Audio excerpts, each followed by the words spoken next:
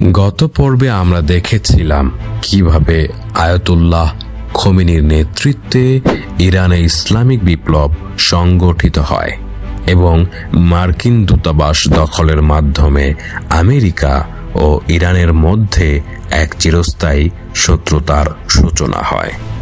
ইমাম খোমেনি আমেরিকার কাছে ক্ষমতাচ্যুত শাহকে ফিরিয়ে দেওয়ার দাবি জানান, অন্যথায় জিম্মিদের মুক্তি দেওয়া হবে না।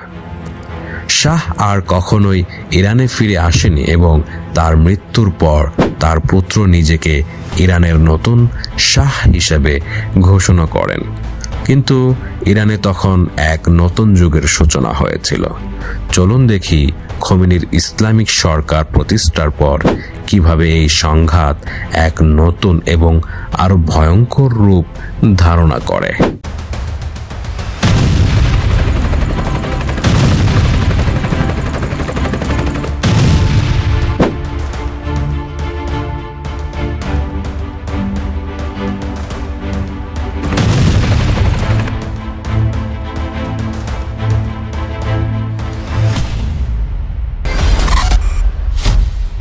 ইরানে ইমাম খোমেনি তার নতুন ইসলামিক সরকার প্রতিষ্ঠা করেন, কিন্তু ঠিক যখন খোমেনি ইরানের নেতা হন, প্রায় একই সময়ে ইরানের পার্শ্ববর্তী দেশ ইরাকেও একজন নতুন নেতার উত্থান ঘটে, সাদ্দাম হোসেন।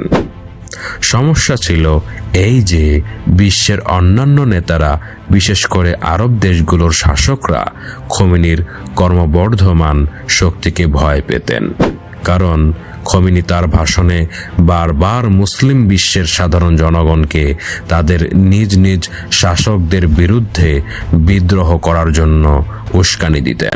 এই পরিস্থিতি দেখে ইরাকের নেতা সাদ্দাম হোসেন আমেরিকা এবং অন্যান্য আরব নেতাদের ইশারায় খোমেনির ইরানের উপর আক্রমণ করে বসেন। এর ফলে দীর্ঘ 8 বছর ধরে ইরান ও ইরাকের মধ্যে এক ভয়াবহ যুদ্ধ চলে। কিন্তু সাদ্দাম হোসেনের পেছনে পুরো বিশ্বের সমর্থন থাকা সত্ত্বেও তিনি খোমেনিকে তার সিংহাসন থেকে সরাতে পারেননি।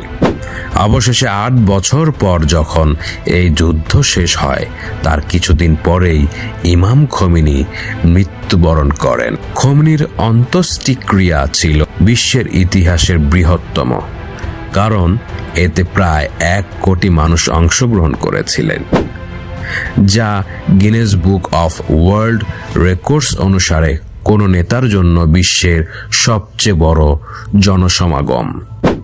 তার মৃত্যুর পর ইরানে শীর্ষ নেতারা মিলে খোমেনির ছাত্র আয়াতুল্লাহ আলী খামেনিকে তাদের নতুন সর্বোচ্চ নেতা হিসেবে নির্বাচিত করেন, যিনি আজ পর্যন্ত ইরানের সর্বোচ্চ নেতা হিসেবে দায়িত্ব পালন করছেন। ইরাকের সাথে যুদ্ধ শেষ হওয়ার পর ইরানের নেতারা বুঝতে পারেন যে আমেরিকা এবং ইসরায়েল তাদের পিছু কখনো ছাড়বে না, যতক্ষণ না ইরানের কাছে নিজস্ব পারমাণবিক বোমা থাকছে। কিন্তু সমস্যা হলো, পারমাণবিক বোমা তৈরি করা কোনো সহজ কাজ নয়। এটি একটি অত্যন্ত জটিল প্রযুক্তি এবং সেই সময়ে কোনো দেশই ইরানকে এই প্রযুক্তি দিতে প্রস্তুত ছিল না। ইরান তখন এমন কোনো অলৌকিক ঘটনার অপেক্ষায় ছিল যাতে কোনো দেশ তাদের পারমাণবিক বোমা তৈরিতে সাহায্য করে। আর আশ্চর্যজনকভাবে ঠিক তাই ঘটেছিল। ইরানের খুব কাছেই বিশ্বের প্রথম ইসলামিক পারমাণবিক শক্তিধর দেশ পাকিস্তান তাদের প্রথম পারমাণবিক বোমা তৈরি করে।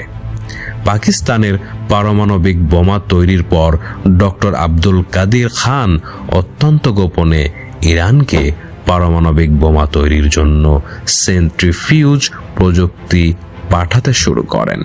পারমাণবিক বোমা তৈরির জন্য সেন্ট্রিফিউজ মেশিন সবচেয়ে গুরুত্বপূর্ণ উপাদান, যা সহজ ভাষায় একটি ওয়াশিং মেশিনের মতো ঘুরতে থাকে। তবে এতে কাপড়ের পরিবর্তে ইউরেনিয়াম ঢালা হয়। যদি এই মেশিনে ইউরেনিয়ামকে অল্প সময়ের জন্য 5% পর্যন্ত সমৃদ্ধ করা হয়, তবে তা থেকে বিদ্যুৎ উৎপন্ন হয়। কিন্তু যদি ইউরেনিয়ামকে দীর্ঘ সময় ধরে 90% পর্যন্ত সমৃদ্ধ করা হয় তবে তা থেকে পারমাণবিক বোমা তৈরি হয়। পাকিস্তান থেকে পাওয়া এই প্রযুক্তি ব্যবহার করে ইরান খুব দ্রুত পারমাণবিক কেন্দ্র তৈরি করতে শুরু করে। কিন্তু ইরান যখনই এটি শুরু করে আমেরিকা কোনোভাবে এই খবর পেয়ে যায়। পাকিস্তানের পারমাণবিক বোমা আমেরিকা হয়তো কিছুটা মেনে নিয়েছিল, কারণ পাকিস্তান আমেরিকার একনিষ্ঠ মিত্র এবং কখনোই আমেরিকার বিরুদ্ধে যাওয়ার সাহস দেখায় না। কিন্তু ইরান ছিল পাকিস্তানের সম্পূর্ণ বিপরীত। তারা বারবার আমেরিকার চোখে চোখ রেখে হুমকি দিত। তাই যখনই আমেরিকা ইরানের এই পারমাণবিক প্রকল্পের কথা জানতে পারে, আমেরিকার তৎকালীন প্রেসিডেন্ট জর্জ ডব্লিউ বুশ বিশ্ববাসীর সামনে এসে তার ভাষণে বললেন যে বিশ্বে কিছু রাষ্ট্র আছে যারা নিজেদের জন্য রাসায়নিক এবং পারমাণবিক বোমা তৈরি করতে চায়, যেমন ইরাকের সাদ্দাম হোসেন এবং ইরানের খামেনি। যদিও আজ পুরো বিশ্ব জানে যে এটি একটি বড় মিথ্যা ছিল। বুশের এই ভাষণের কিছুদিন পরেই আমেরিকা সাদ্দাম হোসেনের উপর আক্রমণ করে এবং ইরাকে হাজার হাজার মানুষকে হত্যা করে সাদ্দামের শাসন ব্যবস্থা শেষ করে দেয়। সাদ্দাম সরকারকে এত সহজে ধ্বংস করার পর আমেরিকা বুঝতে পারে যে তারা বিশ্বের যে কোনো দেশের উপর মিথ্যা অভিযোগ এনে আক্রমণ করতে পারে। তাই আফগানিস্তান ও ইরাকের পর আমেরিকার পরবর্তী লক্ষ্য ছিল ইরান।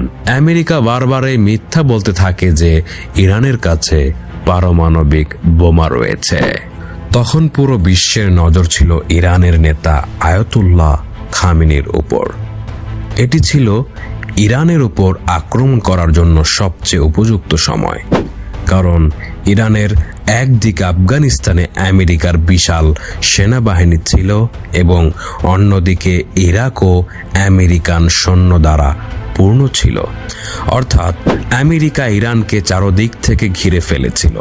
সবাই তাকিয়েছিল আয়াতুল্লাহ খামেনি কিভাবে তার দেশ ইরানকে পরাশক্তি আমেরিকার হাত থেকে রক্ষা করবেন। আর ঠিক তখনই খামেনি এমন একটি পদক্ষেপ নেন যা আমেরিকার হাতে থাকা ইরানের উপর আক্রমণের সমস্ত অজুহাত কেড়ে নেয়। খামেনি, যিনি ইসলামিক বিশ্বের একজন অত্যন্ত বড় পণ্ডিত, একটি ফতোয়া জারি করেন যে ইসলামে মুসলমানদের জন্য পারমাণবিক বোমা তৈরি করা হারাম, কারণ ইসলাম শেখায় যে যুদ্ধের ময়দানেও কোনো শিশু, বৃদ্ধ বা নারীকে হত্যা করা যাবে না, এমনকি গাছ কাটারও অনুমতি নেই। কিন্তু পারমাণবিক বোমা এমন একটি অস্ত্র যা নির্বিচারে সবকিছু ধ্বংস করে দেয়। তাই খামেনি পারমাণবিক বোমা তৈরিকে হারাম ঘোষণা করেন এবং বলেন যে ইরানের পারমাণবিক বোমা তৈরির কোনো পরিকল্পনা নেই। তিনি বিশ্বের যে কোনো সংস্থাকে ইরানে এসে তদন্ত করার জন্য আমন্ত্রণ জানান। কিন্তু জাতিসংঘের পরিদর্শক দল ইরানে গিয়ে দেখতে পায় যে ইরানের সমস্ত পারমাণবিক কেন্দ্রগুলো ঠিক পাকিস্তানের নকশাতেই তৈরি। এতে বিশ্ব বুঝতে পারে যে ইরান এই প্রযুক্তি পাকিস্তান থেকে পেয়েছে। পাকিস্তানের উপর এতটাই চাপ সৃষ্টি হয় যে ডক্টর আব্দুল কাদির খান নিজেই টেলিভিশনে এসে এই কথা স্বীকার করেন এবং সবার কাছে ক্ষমা চান। পাকিস্তান বিশ্বকে খুশি করতে ডক্টর আব্দুল কাদির খানকে গ্রেপ্তার করে তার নিজের বাড়িতেই গৃহবন্দী করে রাখে। খামেনির এই ফতোয়ার পর আমেরিকার কাছে ইরানের উপর আক্রমণ করার কোনো অজুহাত ছিল না। কিন্তু বিশ্বে একটি দেশ ছিল যা বারবার আমেরিকাকে ইরানের উপর আক্রমণ করতে উস্কানি দিচ্ছিল, ইসরায়েল। তবে আমেরিকা ইসরায়েলের কথায় কান দেয়নি।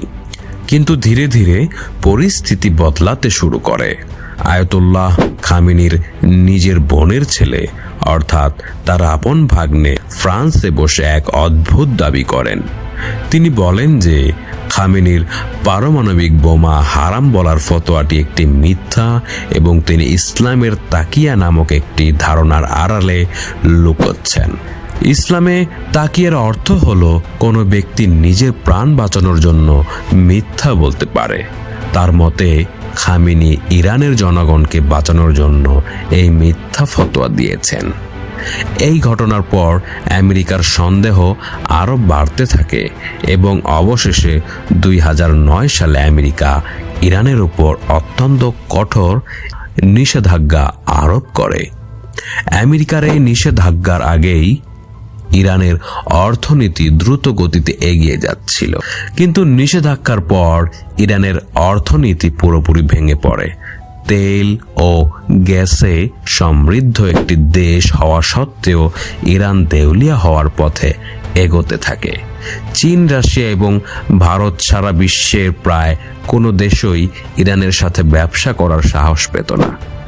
অবশেষে আমেরিকার নিষেধাজ্ঞার কারণে ইরানের পরিস্থিতি এতটাই খারাপ হয় যে ইরান সরকার আমেরিকার সাথে চুক্তি করতে রাজি হয়ে যায়।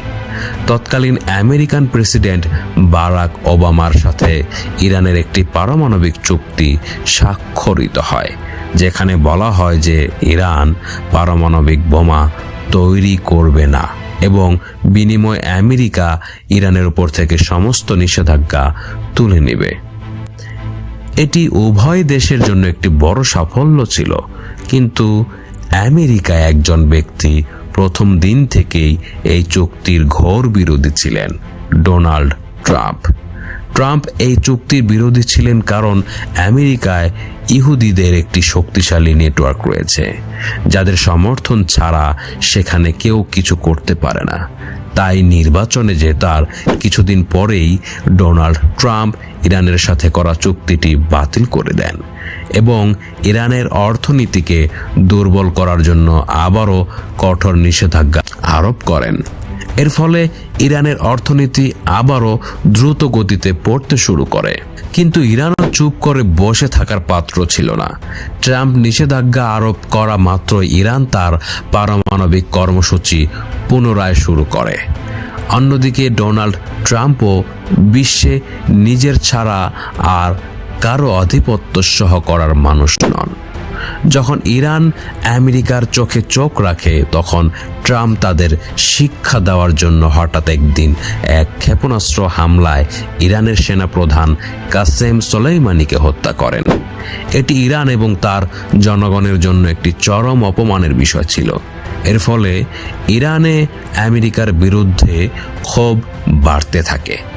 সোলাইমানির মৃত্যুর পর ইরানে যখন নতুন নির্বাচন অনুষ্ঠিত হয়, তখন ইব্রাহিম রাইসি নামক একজন কট্টরপন্থী নেতা প্রেসিডেন্ট হিসাবে নির্বাচিত হন, যিনি কোনো অবস্থাতেই আমেরিকা বা ইসরায়েলের সামনে নত হতে প্রস্তুত ছিলেন না।